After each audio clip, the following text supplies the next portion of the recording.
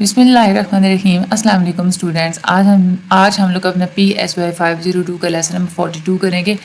اگر آپ لوگوں کو یاد ہو ہم لوگوں نے تھرڈ ورلڈ کے بارے میں بات کی تھی. پچھلے لیسن میں ہم لوگوں نے فرانس فینن کے بارے میں پڑھا تھا جو کہ الجیریا سے ان کا تعلق تھا. آج کے جو ہمارے لیکچر ہے نا اس میں ہم لوگ چائنا اور پاکستان کے بارے میں بات کریں گے. تھرڈ ورلڈ کیا ہوتا ہے وہ بھی آپ لوگوں کو میں پچھلے لیکچر میں بتا چکی ہوں. جب دوسری جنگ عظیم ہوئی تھی تو کافی زیادہ جانی نقصان بھی ہوا تھا، اور لیکن پھر یہ ہے کہ بہت سارے جو ممالک تھے وہ آزاد بھی ہو گئے تھے اس غلامانہ نظام سے. اب آج ہم لوگ پہلے چائنا کی سائیکالوجی کے بارے میں پڑھیں گے کہ چائنا میں کیسے سائیکالوجی کی ایک ترویج ہوئی. اس کے بعد ہم لوگ پاکستان کے بارے میں ہم لوگ پڑھیں گے. پاکستان جو چائنا تھی وہ ماؤ زی ٹنگ کے لیڈرشپ میں تھی. ایک تو ان کے نام ہی بڑے عجیب ہوتے ہیں، پتہ نہیں ان کی ماں ان کو بلاتی کیسے ہے. اچھا، یہ جو لیڈرشپ جو رول تھا جو اس وقت جو ان کے چائنا جب آزاد ہوا تھا 1949 میں یہ آزاد ہوا تھا، تو ان کے جو لیڈر تھے نا وہ تھے ماؤ زی ٹنگ. ٹھیک ہے، اور انہوں نے یہ چائنیز کمیونسٹ پارٹی کے لیڈر تھے. ٹھیک ہے، پھر جب 1949 میں جب چائنا میں جب ریولیوشن کا آغاز ہوا تھا تو اس وقت امریکن سائیکالوجسٹ کا کام سب سے زیادہ لیا گیا تھا اپنی یونیورسٹیز میں. پیکنگ یونیورسٹی بنائی گئی تھی جس میں سائیکالوجی کا پہلا کورس کروایا جا رہا تھا.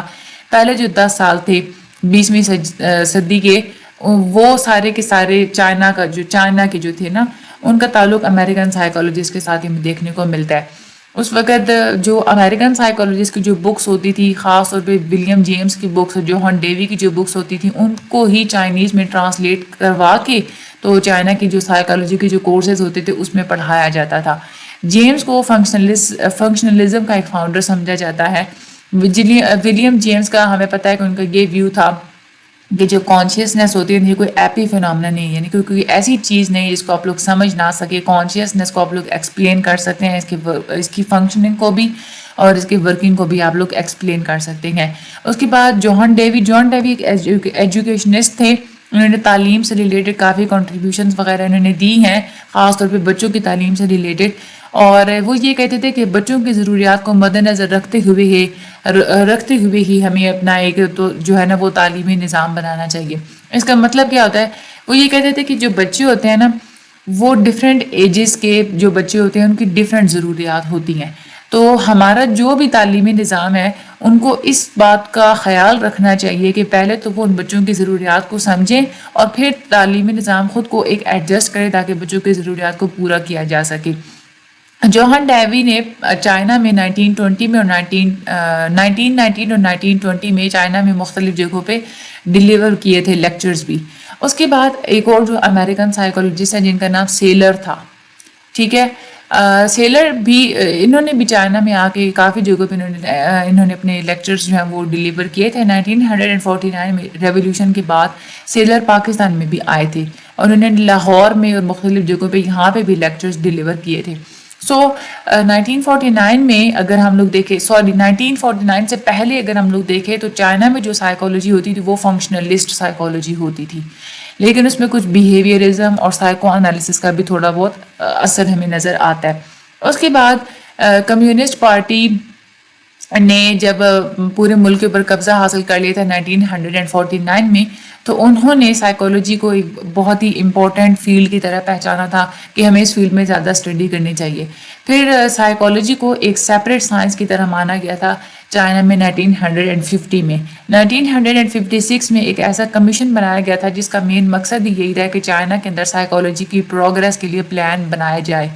اس کے بعد اس کمیشن نے مختلف قسم کی جو ریکمنڈیشنز دی تھیں اس کی بنیاد پہ سائیکالوجی کی 3 برانچز بنائی گئی تھیں کہ ان 3 برانچز میں چائنا کو چاہیے کہ وہ زیادہ ترقی کرے. کلینکل سائیکالوجی میں، اس کے بعد psychology of work and labour, اور جو تیسری تھی that is educational psychology.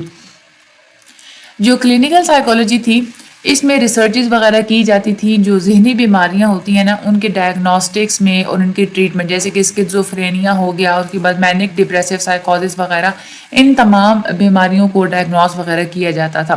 Chinese psychologist جو تھے انہوں نے جو میتھڈ بتایا تھا مینٹل ڈس آرڈرز کے ٹریٹمنٹ کے لیے اس میتھڈ کا نام تھا اسپیڈی سنتھیٹک میتھڈ. ٹھیک ہے، اچھا اس کے بعد ورک اور لیبر کے لحاظ سے ان کی جو سائیکالوجی تھی وہ یہ کہتے تھے کہ جو مینول لیبر ہوتے ہیں نا، یعنی کہ وہ والے مزدور جو کہ ہاتھ سے کام کرتے ہیں، وہ زیادہ سپیریئر ہوتے ہیں as compare to the mental labour. یعنی کہ ایک تو وہ ہے نا جنہوں نے کرسی پہ بیٹھ کے صرف ذہنی کام کرنا ہے، وہ اتنے نہیں، لیکن جن مزدوروں نے اپنے ہاتھوں سے کام کرنا ہے وہ زیادہ سپیریئر ہوتے ہیں. تو چائنیز جو سائیکالوجسٹ تھے انہوں نے وہ طریقے ڈسکور کیے تھے جس سے مینول لیبر کی ایفیشنسی کو بڑھایا جا سکے. اس کے بعد جو ان کی جو ایجوکیشنل سائیکالوجی کی فیلڈ تھی اس میں سب سے زیادہ انہوں نے ایفرٹ لگائی تھی، سب سے زیادہ انہوں نے ریسورسز اسی ایجوکیشنل سائیکالوجی کے اندر انہوں نے لگائے تھے. ایجوکیشنل سائیکالوجسٹ کہتے تھے کہ ہم لوگ اسٹوڈنٹس کے مورال کو اور ان کے ایتھیکل بیہیویئر کو کیسے امپروو کر سکتے ہیں، اس چیز کے اوپر ان کا زیادہ فوکس تھا. ایون کہ اسٹوڈنٹس کو مینول لیبر کی کلاسز بھی دی جاتی تھیں. چائنیز کی یہ جو سائیکالوجسٹ جو تھے، چائنیز سائیکالوجسٹ، وہ بچوں کی جو گروتھ ہو رہی ہوتی ہے نا، تو بچوں کے اندر کون کون سی ڈیولپمنٹل سٹیجز ہوتی ہیں، اس میں بھی انہوں نے بڑی ریسرچ وغیرہ کی تھی اور انہوں نے خود بتایا تھا کہ اسکولنگ کے لیے بیسٹ عمر کون سی ہوتی ہے. خیر یہ ہم لوگوں نے چائنا کا پڑھا.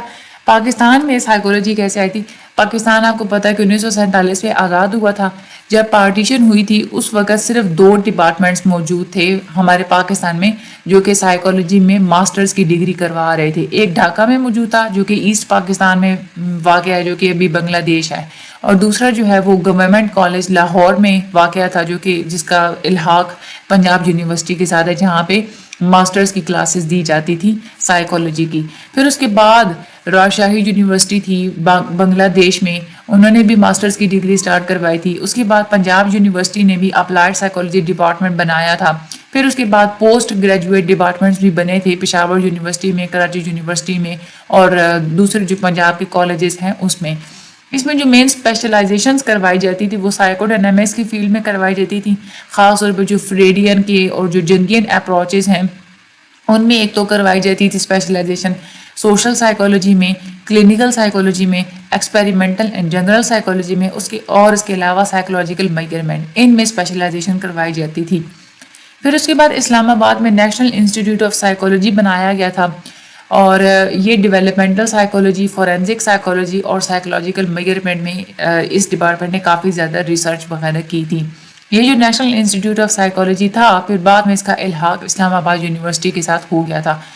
اب ان انسٹیٹیوشن سے جو گریجویشن حاصل کر کے نکلے تھے انہوں نے آرمڈ فورسز میں بھی نوکریاں کی، لیبر ڈپارٹمنٹس میں بھی وہ گئے، ایجوکیشن ڈپارٹمنٹ میں، پبلک سروس کمیشن میں، اور اگر ہم لوگ پرائیویٹ سیکٹر کی بات کریں تو ایڈورٹائزنگ اور مارکیٹنگ کی فیلڈ کے اندر بھی سائیکالوجسٹ گئے. زیادہ تر جو پرومیننٹ ایجوکیشنل انسٹیٹیوشنس تھے انہوں نے ماسٹرز بھی وغیرہ کروایا اور پوسٹ ماسٹر کی ڈگریز وغیرہ بھی موجود تھیں. بہت سارے جو گریجویٹس ان انسٹیٹیوشن سے پڑھ کے نکلے ہیں انہوں نے پرائیویٹ پریکٹس بھی کی اور کنسلٹیشن کی فیلڈ میں بھی وہ انگیج رہے ہیں. اوورال اگر دیکھا جائے تو پاکستان کی سائیکالوجی میں یہ اسپیشلائزیشن کی فیلڈز آپ کو پتہ ہونا چاہیے، اور باقی آپ نے سن لیا نا تو آپ لوگ اس کو اپنے ورڈنگ میں لکھ سکتے ہیں. باقی یہ چائنا کی یہ جو 3 فیلڈ ہیں یہ بہت زیادہ امپورٹنٹ ہے، ان کو آپ لوگوں نے اچھے طریقے سے کرنا ہے. اور اس میں کیا ہے، بس 1-2 دفعہ اس کو ریڈ کر لیجئے گا، بس رٹا لگانے کی کوئی ضرورت ہے ہی نہیں. ٹھیک ہے، ویڈیو کو آگے شیئر لازمی کیجیے گا، چینل کو سبسکرائب لازمی کیجیے گا. انشاءاللہ اگلے لیکچر میں ملاقات ہوگی. Thank you so much and اللہ حافظ.